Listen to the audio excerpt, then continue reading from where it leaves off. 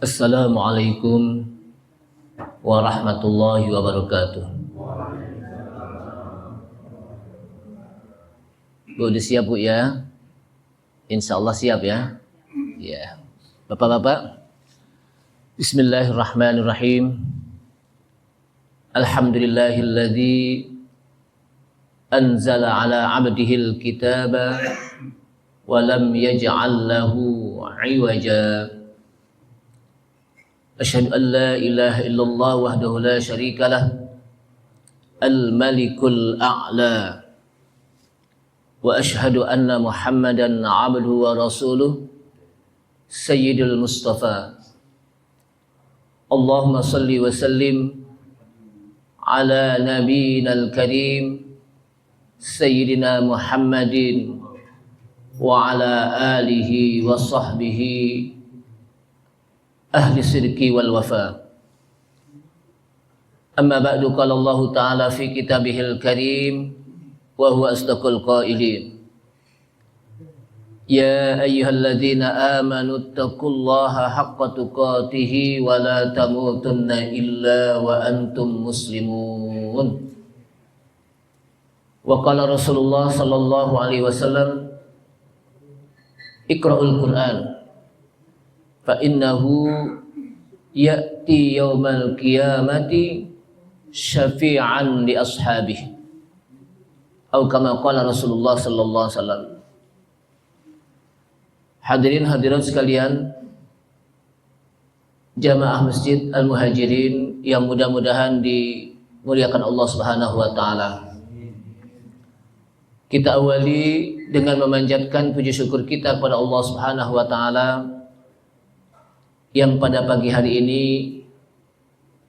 kita masih bisa menyempatkan diri untuk thalabul ilmi. Kita bisa hadir di majelis yang mulia ini karena taufik dan hidayah yang Allah Subhanahu wa taala berikan kepada kita sekalian. Mudah-mudahan kehadiran kita di sini menjadi wasilah kita untuk bisa mendapatkan surga dari Allah Subhanahu wa taala. Karena Rasulullah SAW menyebutkan, man salaka tariqan yaltamisu fihi ilman sahhalallahu lahu bihi tariqan ilal jannah. Barang siapa yang berjalan di satu jalan yang dengan jalan tersebut yaltamisu fihi ilman, dia ingin menuntut ilmu, mencari ilmu, mempelajari ilmu, sahhalallahu lahu bihi tariqan ilal jannah, maka akan Allah mudahkan baginya untuk menuju surganya Allah Subhanahu wa taala. Salawat serta salam tak lupa kita sampaikan kepada Nabi kita Nabi Muhammad sallallahu alaihi wasallam beserta para keluarganya, para sahabatnya, para pengikutnya yang senantiasa istiqamah di dalam menjalankan sunnah-sunnahnya. Hadirin rahimakumullah, tema kita masih berkisar antara mengambil pelajaran dari kehidupan Nabi Allah Ibrahim alaihissalam. Salah satu nabi yang banyak disebutkan oleh Allah Subhanahu wa taala tentang kisah-kisahnya setelah Nabi Musa alaihissalam adalah Nabi Ibrahim alaihissalam. Nabi Ibrahim alaihissalam begitu banyak kisah-kisahnya di dalam Al-Quran. Beliau adalah Abul Anbiya wal Mursalin, bapaknya para nabi dan rasul. Kalau Nabi Adam itu dikenal dengan Abul Bashar, bapak manusia pertama, maka Nabi Allah Nuh alaihissalam adalah Abul Bashar As-Sani, bapak manusia kedua. Karena setelah terjadinya banjir, maka yang tersisa hanya Nabi Nuh alaihissalam dengan 3 anaknya dan beberapa pengikutnya. Sedangkan Nabi Ibrahim alaihissalam itu dikenal dengan Abul Anbiya wal Mursalin, bapaknya para nabi dan rasul. Dari sinilah para nabi dari Bani Israel bermunculan. dan ditutup dengan Nabi Isa alaihissalam sebagai nabi penutup dari kalangan Bani Israel. Jadi begitu banyaknya Allah Subhanahu wa taala menyebutkan kisah Nabi Ibrahim karena begitu banyak kita bisa mendapatkan ibrah, pelajaran. Baik tentang akidah beliau, tentang bagaimana hujah beliau kepada raja, bagaimana juga tentang ibadah beliau, termasuk akhlak beliau.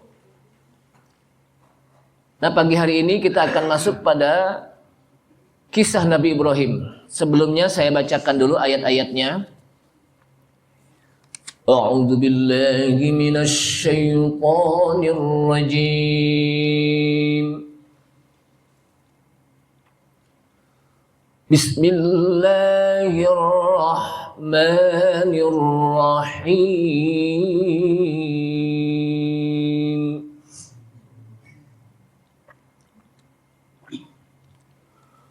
وَإِذْ جَعَلْنَا الْبَيْتَ مَثَابَةً لِلنَّاسِ وَأَمْنًا وَاتَّخِذُوا مِن مَّقَامِ إِبْرَاهِيمَ مُصَلًّى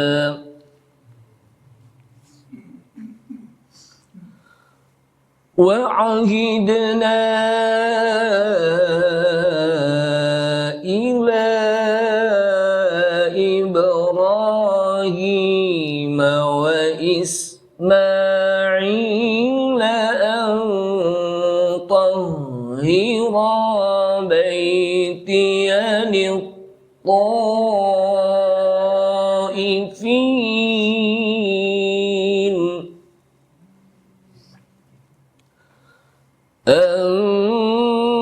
طهر بيتي للطائفين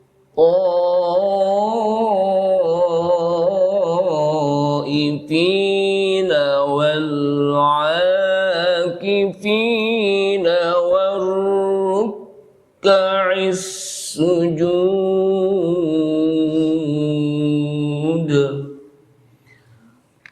وإذ جعلنا البيت mathabatan linnasi wa amna.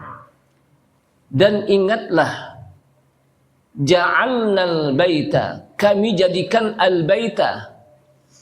Baita itu Baitul Haram, Ka'bah.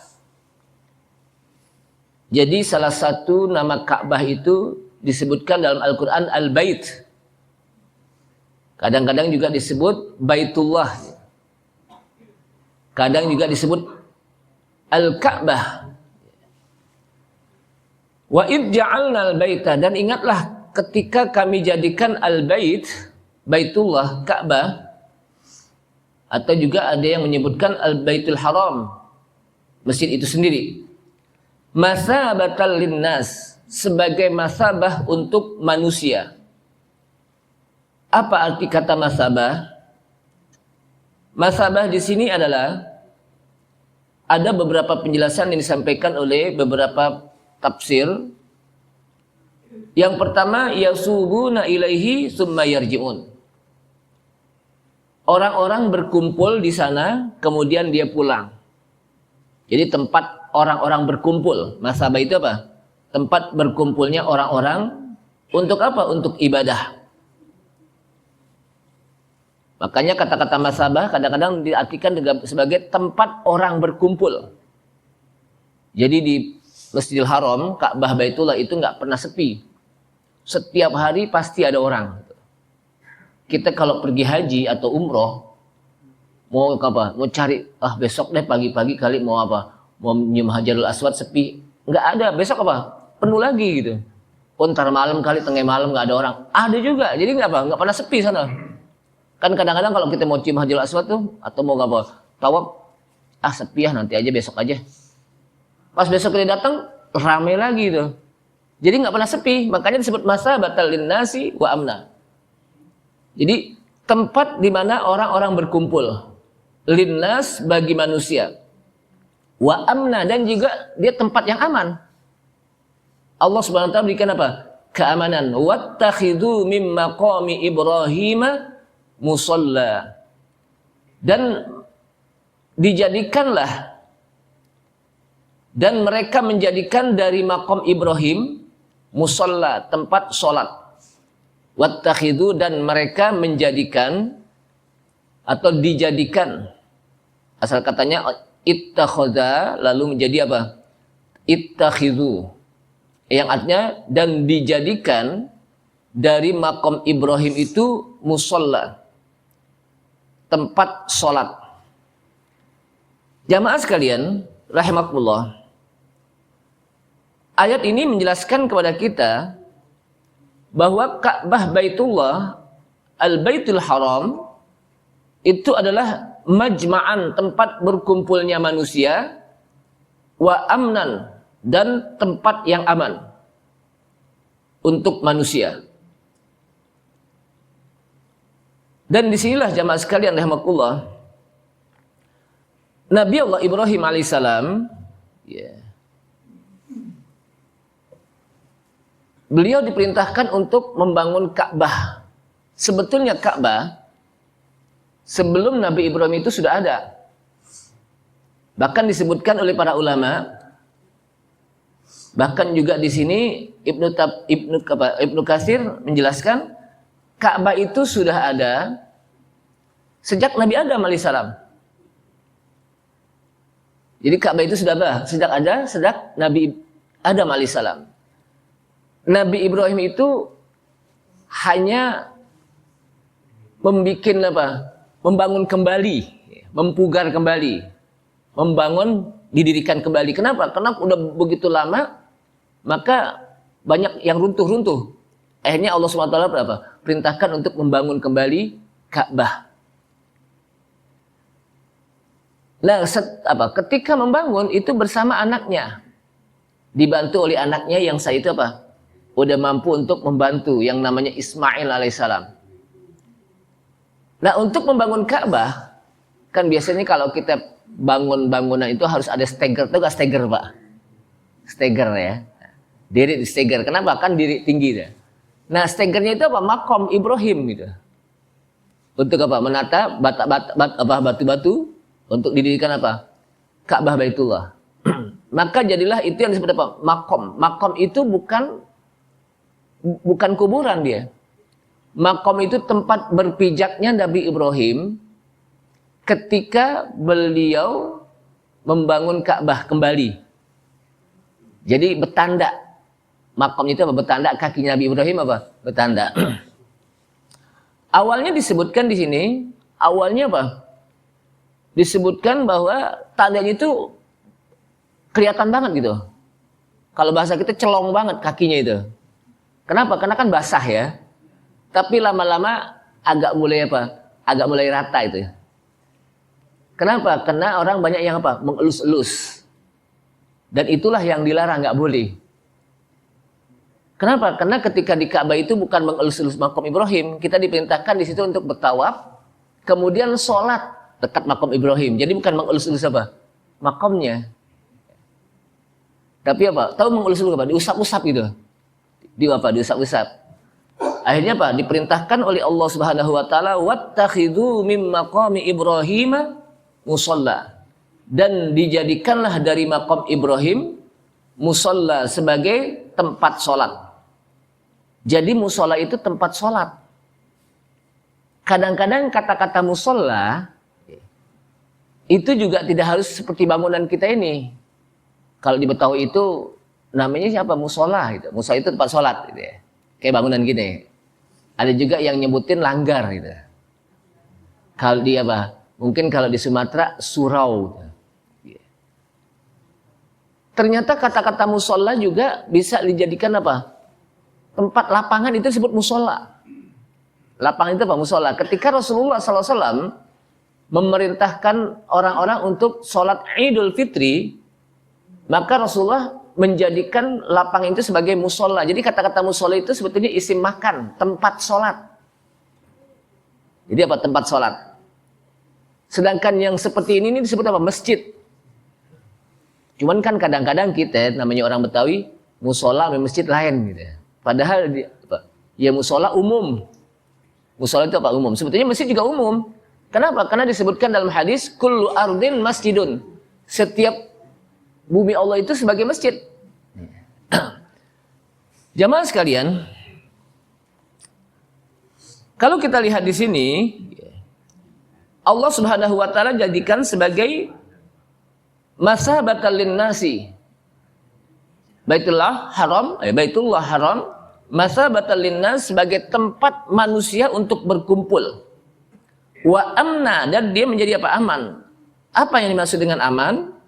Ai minal adui, dari musuh, dan sehingga mereka tidak boleh untuk membawa senjata. Nah, disebutkan di sini pas membawa senjata. Kenapa? Karena di zaman jahiliyah orang berdesak-desakan di situ. Dan kadang mereka saling apa? Berperang dan sebagainya. Maka dilarang, nggak boleh di situ. Kenapa? Karena situ tempat apa? Yang aman. Kalau kita lihat di sini, ketika menyebutkan kalimat maqami Ibrahim, lalu disebutkan di situ musalla, untuk menjelaskan bahwa disitulah kita diperintahkan untuk sholat. Makanya kalau habis apa? Tawaf, sholat 2 rakaat. Ya, sholat apa? 2 rakaat. Nah, di sini kita lihat Nabi Ibrahim ketika membangun Ka'bah, selesai membangun beliau mengatakan Rabbana taqabbal minna, wahai Rabb kami, terimalah apa yang kami lakukan, apa? Terimalah. Untuk menjelaskan bahwa Nabi Ibrahim pun berharap untuk bisa diterima apa yang dilakukan. Walaupun itu perintah Allah SWT, tetap dia apa? Minta juga tetap agar apa yang dilakukan apa? Diterima oleh Allah SWT sebagai amalan beliau. Kemudian setelah itu Nabi Ibrahim pun meminta kepada Allah Subhanahu wa taala, faj'al af'idatan minan nasi tahwi ilaihim, kemarin. Jadikanlah hati-hati manusia untuk cenderung kepadanya. Jadi selesai membangun, maka jadikanlah hati-hati manusia untuk bisa apa? Cenderung ke sana. Berharap. Makanya nggak ada orang kalau habis pulang dari haji kapok, ada nggak? Pasti mau balik lagi. Kapok, nggak mau lagi ke sana deh. Pasti mau balik lagi tuh. Saya aja kalau ada apa-apa kesempatan mau lagi, Pak. Jangankan sebulan sekali, setiap hari juga nggak apa-apa kalau ada kesempatan gitu. Tapi kan susah, apalagi sekarang harus pakai aplikasi macam-macam lah gitu. Apalagi ngantrinya apa? Bukan setahun 2 tahun, pakai puluhan tahun gitu. Tapi disitulah keistimewaan yang diberikan oleh Allah Subhanahu Wa Taala melalui apa? Nabi Ibrahim alaihissalam. Orang yang datang ke sana ingin lagi dan terus kembali lagi. Kenapa? Masa batalin nas. Datang, pulang lagi ke keluarga, ingin lagi ke sana. Itu masa batalin nasi wa amna. Kemudian disebutkan lagi di sini,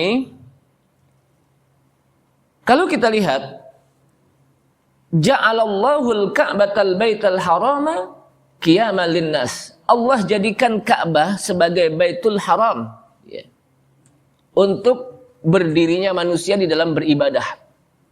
Jadi orang ke sana itu untuk beribadah, bukan untuk berpariwisata. Jadi artinya kita lain kalau kita mau pergi ke Perancis, kita mau pergi ke Hong Kong, atau kita mau pergi ke Singapura, itu beda dengan kita pergi ke Mekah, Ka'bah, Baitullah. Kenapa? Karena di sana tujuannya untuk apa? Sebagai qiyamal linnas, untuk beribadah kepada manusia. Sehingga magnet kita untuk ke sana itu luar biasa. Kemudian juga disebutkan lagi, inna awwala baitin wudi'a lin-nasi lilladzi bi Bakkah mubarakan wa hudal lil alamin. Fihi ayatum bayyinatum maqam Ibrahim wa man dakhalahu kana amina.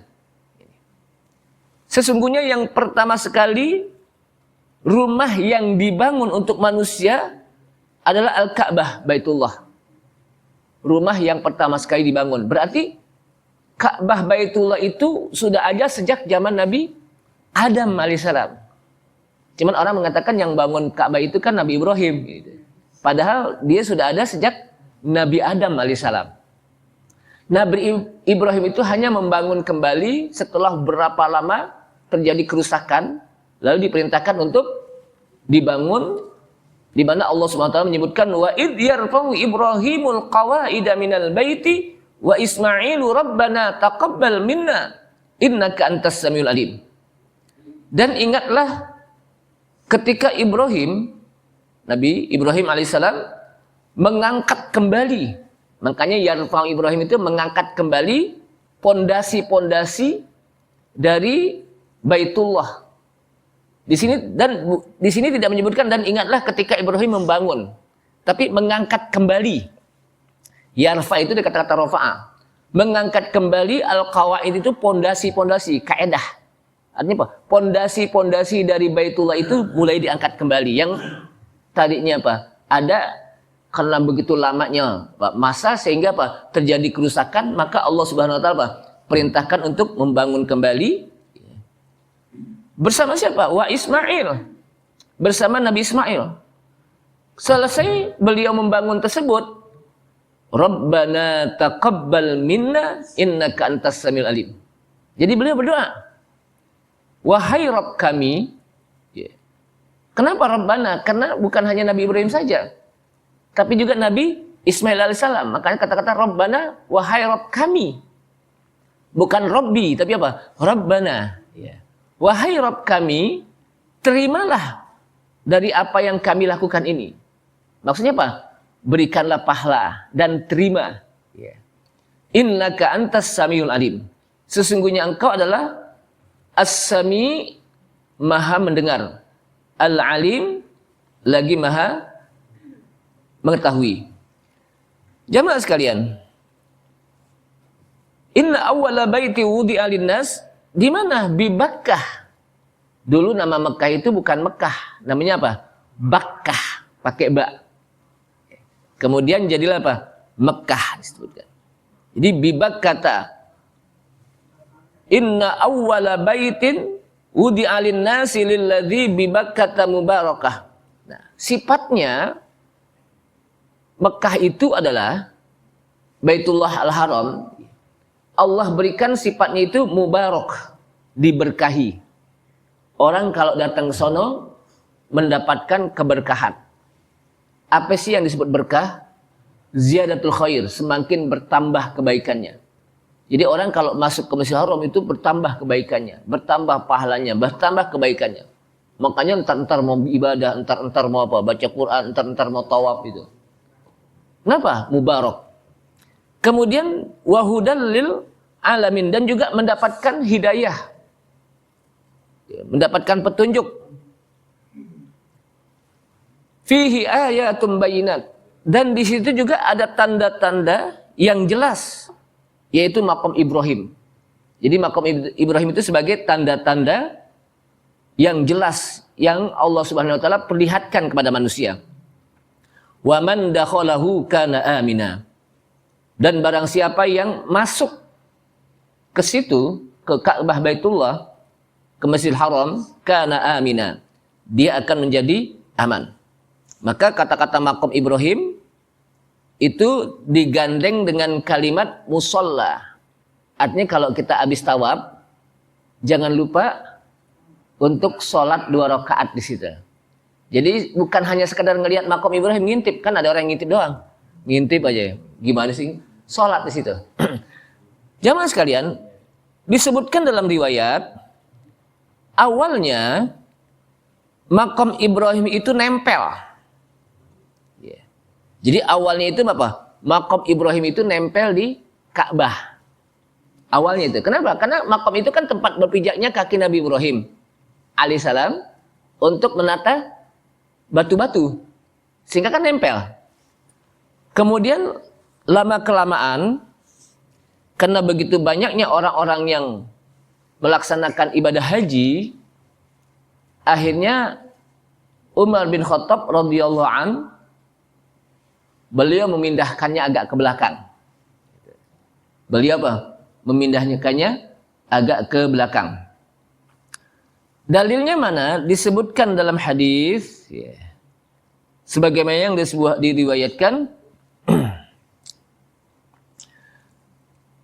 bahwa Umar bin Khattab, di sini disebutkan sini ya, Umar bin Khattab berharap awwalu man naqalahu Umar bin Khattab. Kata sebuah riwayat, awwalu man naqalahu Umar bin Khattab radhiyallahu an. Yang pertama sekali yang memindahkan makam Ibrahim adalah Umar bin Khattab radhiyallahu an. Kenapa? Karena disebutkan, karena ketika orang-orang berdesak-desakan, ini akan mengganggu nih. Makam Ibrahim itu apa? Mengganggu. Sehingga dimundurin oleh Umar bin Khattab. Dan para sahabat saat itu tidak ada yang menentangnya. Nggak ada yang berani menentangnya itu.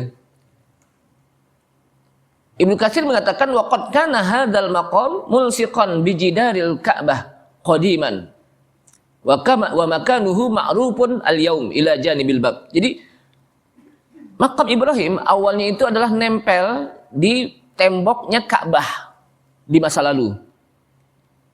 Kemudian berjalan waktu selanjutnya, karena begitu banyaknya orang yang melaksanakan haji, bertawaf, berdesak-desakan, maka oleh para ulama di sini juga Ibnu Katsir mengatakan naqalal Umar bin Khattab. Maka dipindahkanlah makam Ibrahim oleh Umar bin Khattab atas perintah Umar bin Khattab radhiyallahu an. Dan para sahabat yang lainnya tidak ada yang berani menentangnya. Kenapa? Karena Umar bin Khattab itu adalah ahadul a'immah al-mahdiyin. Salah satu pemimpin yang al-mahdiyin. Yang disebutkan oleh Rasulullah SAW, iktadau billadaini min ba'di. Ikutilah dua orang ini setelah aku, yaitu siapa? Abu Bakar dan Umar. Jadi kita diperintahkan untuk apa? Mengikuti Abu Bakar dan Umar. Khulafaur Rasyidin. Disebut Khulafaur Rasyidin kan kadang-kadang kita kalau habis salat tarawih kita menyebut apa? Khalifatur Rasulillah sallallahu alaihi wasallam Abi Bakar, kan itu. Itu menjelaskan betapa apa? Abu Bakar itu apa? Luar biasa, dan juga Umar juga luar biasa. Wa Umar wa Utsman wa Ali gitu. Nah, empat ini disebut dengan apa? Al-Khulafaur Rasyidin, Al-Mahdiyin. Bahkan disebutkan dalam hadis, alaikum bisunnati wa sunnatil khulafa'ir rasyidin al-mahdiyyin, addu alaikum bin nawajid. Wajib atas kalian berpegang kepada sunnahku, sunnah Rasulullah, dan sunnah khulafaur rasyidin. Siapa khulafaur rasyidin? Yang empat. Abu Bakar, Umar, Utsman, dan Ali radhiyallahu anhum. Cuman sayangnya, orang-orang Syiah itu nggak suka kepada Abu Bakar. Orang-orang Syiah nggak suka kepada apa? Umar bin Khattab. Sehingga dalam apa? Doa mereka, ketika mereka melaksanakan hari-hari apa besar mereka, bahkan doa mereka adalah salah satunya apa? Semoga Allah melaknat Abu Bakar dan Umar. Bayangkan. Padahal Rasulullah SAW menyebutkan iktadau billadaini min ba'di, ikutilah dua orang setelah aku, yaitu Abu Bakar dan Umar. Pujian Allah Subhanahu wa taala kepada Abu Bakar dan Umar radhiyallahu anhu. Kemudian yang selanjutnya lagi apa? Alaikum bisunnati wa sunnatil khulafa'ir rasyidin al-mahdiyyin. Wajib atas kamu berpegang kepada sunnahku dan sunnah para sahabatku al-khulafa'ur rasyidin. Kemudian dalam hadis lain juga, la tasubbu ashabi, jangan kamu mencaci maki sahabatku, lebih umum lagi. Tapi orang-orang Syiah nggak demen sama Abu Bakar dan Umar. Kenapa? Karena Abu Bakar dan Umar itu tahu betul bagaimana kesesatan Syiah. Makanya orang-orang Syiah itu nggak mau mengambil hadis dari Abu Bakar, dari Umar radhiyallahu anhuma, apalagi dari Aisyah radhiyallahu anha, nggak mau. Mereka hanya mau mengambil dari Ali bin Abi Thalib. Nah, ini apa? Syiah. Jamaah sekalian, begitu banyak apa yang dilakukan oleh Umar bin Khattab radhiyallahu anhu. Iya. Jadi Umar itu salah satu sahabat Nabi yang banyak memiliki inovasi. Dan ketika dia melakukan, tidak ada satupun sahabat yang apa? Yang berani untuk menentangnya. Salah satunya adalah pembukuan Al-Quran. Pembukuan Al-Quran di masa Abu Bakar As-Siddiq itu atas usulan siapa? Umar bin Khattab radhiyallahu anhu. Bayangkan, kalau tidak ada usulan untuk membukukan Al-Quran, niscaya tidak ada tulisan Al-Quran. Kita ada tulisan aja nggak apal-apal, gimana ya nggak apa? Nggak ada. Kira-kira banyak yang apal nggak sini nih? Mudah-mudahan ya. Padahal pada saat itu Abu Bakar juga khawatir ketika diajukan ya Khalifah, kita bukukan Al-Quran, kita kumpulkan, kita kodifikasikan, kata apa? Umar bin Khattab. Kemudian ditolak oleh Abu Bakar. Kenapa? Karena apakah akan aku lakukan sesuatu yang tidak dilakukan oleh Rasulullah? Jadi khawatir itu. Ya. Apakah aku akan melakukan sesuatu yang tidak dilakukan oleh Rasulullah SAW? Kan dikhawatirkan menjadi apa? Sebuah kebid'ahan. Jadi Abu Bakar khawatir tuh. Kenapa? Umar juga khawatir. Umar juga khawatir dan Abu Bakar juga khawatir. Kalau Umar itu khawatir, kenapa? Karena ketika di masa Abu Bakar As-Siddiq radhiyallahu anhu, banyak orang-orang yang hafiz Quran, qurra, itu meninggal karena mereka banyak yang berperang. Memerangi orang-orang yang murtad, memerangi orang apa? Yang tidak membayar apa? Zakat. Itu di zaman apa? Abu Bakar As-Siddiq. Sehingga Umar bin Khattab ini khawatir. Tapi juga Abu Bakar khawatir. Sampai 3 kali disebutkan pengajuannya oleh Umar bin Khattab. Kemudian Allah Subhanahu wa taala bukakan hati Abu Bakar. Lalu apa? Allah Subhanahu wa taala bukakan hati Abu Bakar untuk menerima. Semua qura-qura al-hafiz ya. Kalau dulu hafiz itu hufaz itu apa? Pengumpul-kumpul apa? Al-Qur'an dan penghafal Al-Qur'an dikumpulkan. Qura namanya. Ulama-ulama apa? Qura Al-Qur'an. Semuanya. Dengan ketua panitianya itu disebutkan apa? Zaid bin Sabit. Kata Zaid bin Sabit, kalau aku diperintahkan untuk memindahkan satu gunung dari satu tempat ke tempat lain, itu lebih mudah ketimbang untuk mengumpulkan Al-Quran. Bayangkan. Padahal kita mindahin gunung kan nggak bisa. Tapi ini untuk menjelaskan betapa beratnya. Dan ijma' ulama sahabat, terjadilah pembukuan Al-Quran sampai sekarang. Yang kita baca ini walaupun terjadi perkembangan di zaman apa? Lalu di zaman dulu itu apa? Belum ada barisnya, belum ada titiknya, belum ada zaman dulu. Belum ada apa? Ada, kalau kita kan ada ainnya gitu kan. Ada, tapi perkembangan selanjutnya baru. Ya, perkembangan selanjutnya. Dan sekarang ini kita udah enak. Ada hukum tajwidnya, nun mati ketemu nun, ada warna merah. Terus nun mati ketemu ada warna, macam-macam itu. Jadi kita dimudahkan. Jamaah sekalian, kembali kepada kisah Nabi Ibrahim alaihissalam. Beliau adalah seorang nabi, seorang rasul yang menjadi teladan bagi kita. Karena salah satu yang disebutkan sebagai uswatun hasanah setelah nabi kita Nabi Muhammad sallallahu alaihi wasallam, laqad kana lakum fi rasulillahi uswatun hasanatun liman kana yarjullaha wal yawmal akhir wa dzakarallaha katsira. Sungguh engkau hai Muhammad menjadi uswah untuk kalian hai umat Nabi Muhammad. Uswah, contoh teladan yang baik. Nah, Nabi Ibrahim juga disebutkan oleh Allah Subhanahu wa taala sebagai uswah hasanah juga. Kemudian kalau Nabi Ibrahim itu juga menjadi Khalilur Rahman, kekasih Allah, maka Nabi Ibrahim juga disebut Khalilur Rahman. Rasulullah sallallahu alaihi wasallam menyebutkan, "Innallaha ittakhadha Ibrahima khalilan kama ittakhadhani khalilan." Sesungguhnya Allah menjadikan Nabi Ibrahim itu sebagai khalil, kekasih Allah, sebagaimana Allah Subhanahu wa taala juga menjadikan aku sebagai khalil. Jadi ada hukum apa? Ada titik titik temunya antara Nabi Ibrahim dengan Nabi kita Nabi Muhammad sallallahu alaihi wasallam. Dan ibadah-ibadah haji yang kita lakukan itu juga dilakukan atas apa yang pernah dilakukan oleh Nabi Ibrahim alaihissalam bersama keluarganya. Ibadah haji itu. Ketika kita ibadah haji, di sana ada jumroh, melempar. Nabi Ibrahim juga pernah melakukannya itu. Ketika ibadah haji tawaf, kita juga tawaf. Khitan juga termasuk khitan. Nabi Ibrahim juga dikhitan gitu. Bahkan disebutkan dalam hadis, ikhtatana Ibrahim Khalilur Rahman. Wakhtatana samanina sanatan. Wakhtatana bil qadum. Jadi Ibrahim Khalilur Rahman dikhitan pada saat umur 80 tahun. Jangan dibayangin tuh. 80 tahun itu. Wakhtatana bil qadum.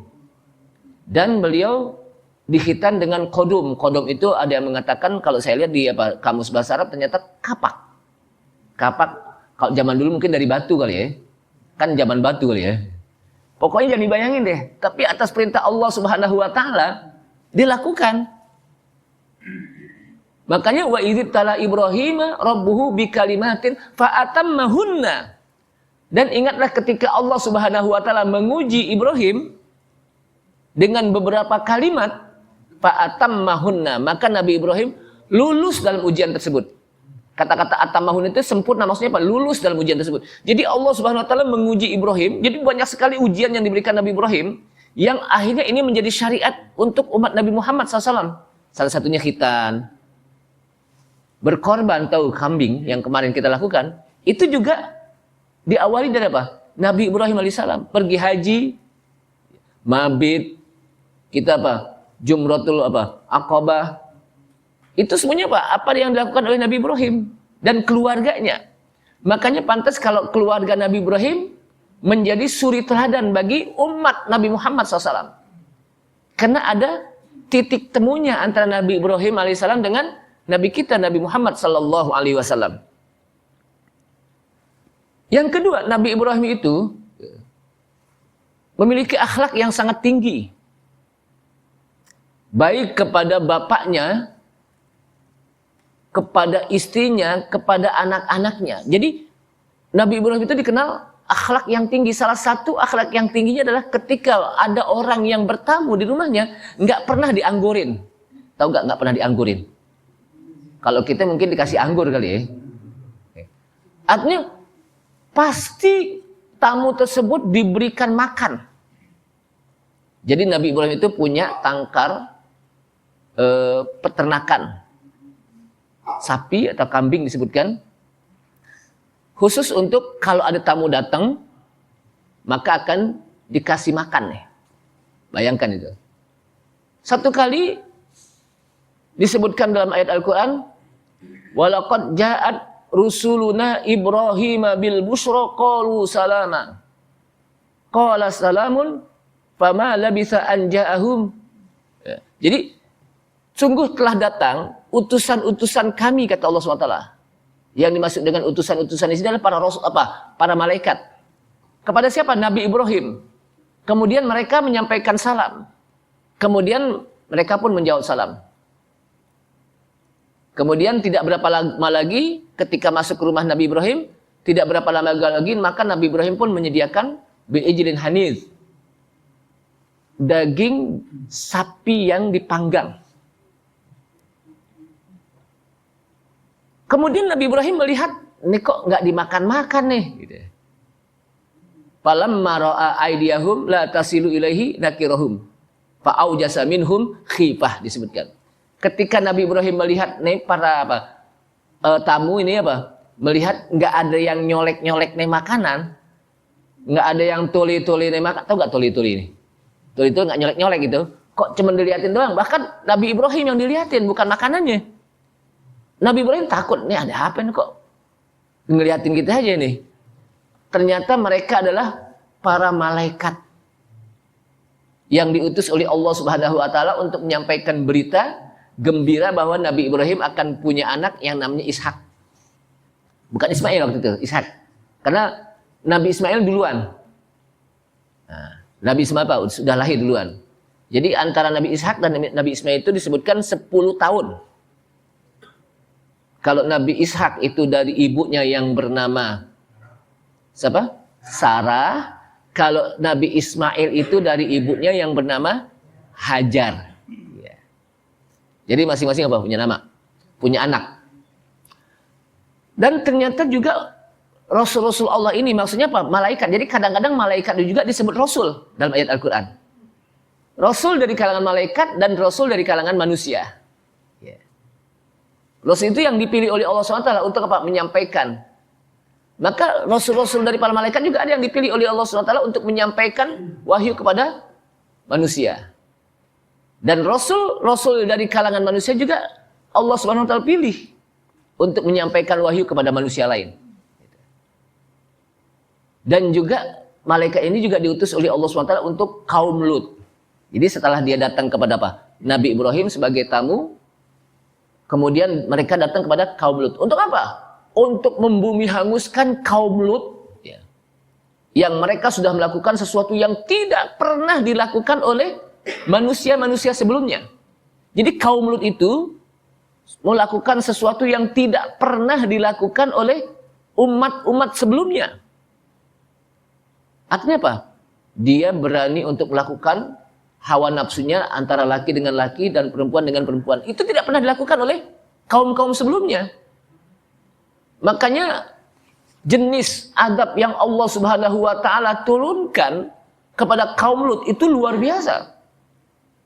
Kata Allah Subhanahu wa taala, "Faja'alna 'aliyaha safilaha wa amtarna 'alaihim hijaratan min sijil."